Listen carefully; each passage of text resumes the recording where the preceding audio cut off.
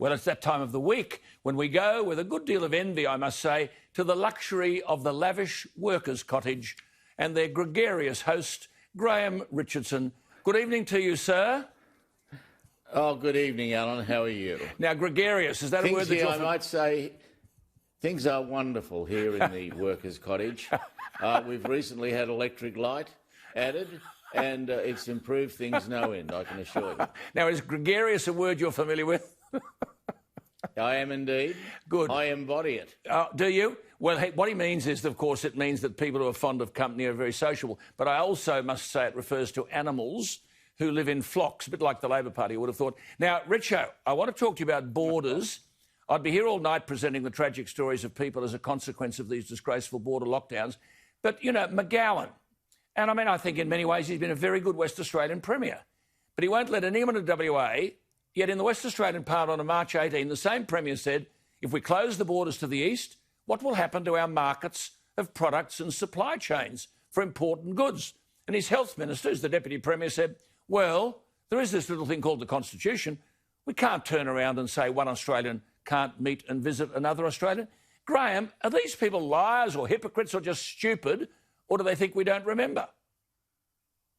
I don't think that they necessarily have to be liars, but I think what they are people who want to ignore one part of the argument totally. Now, you know, these are complex decisions, and you just because you have the power to do something doesn't mean you do it. You have to weigh up all of the arguments in a complex situation before you move. And the trouble is, I'm not sure there's been near enough weighing up here. There's a lot of macho stuff. There's a lot of I'm tough, I can show you, but I don't think that's what's required here. Good on you. Good on you. I mean, well, from your perspective, the mental health consequences of all of this. I mean, one woman wrote to me and she said, Alan, I live 10 minutes from the Murray River. I can't cross the border to attend my doctor, which is 10 minutes along the Murray. I can't go to my dentist in Wodonga. Neighbours need heart specialist appointments. They can't travel to Wodonga because they're not in the bubble. I mean, are these politicians completely heartless, Graham?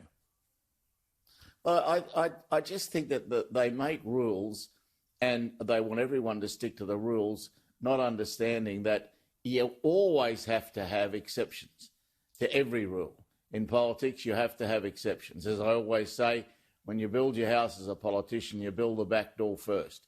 There's always got to be a way out. And sadly, here, they seem to have left themselves no back door. Wonderful, wonderful comment. See, the mother who's got a daughter having a baby by caesarean section in Melbourne, and the mother lives in Deniliquin, 76 kilometres from the border.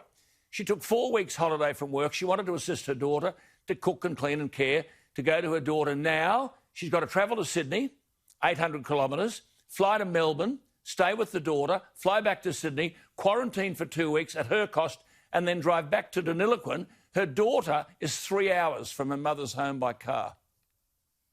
Yeah, it's just crazy, isn't it? I mean, don't expect me to defend that system. I won't. All right, Graham, look, we'll leave it there tonight. It's too disturbing, but thank you. That was a lovely comment that you made. We need the back door, and these people don't provide a back door. Good to talk to you. Go back to that workers' cottage, put the heater on, look after yourself, and make sure no rain comes in through the front door. There he is, Graham Richardson. We'll talk to him this time next week.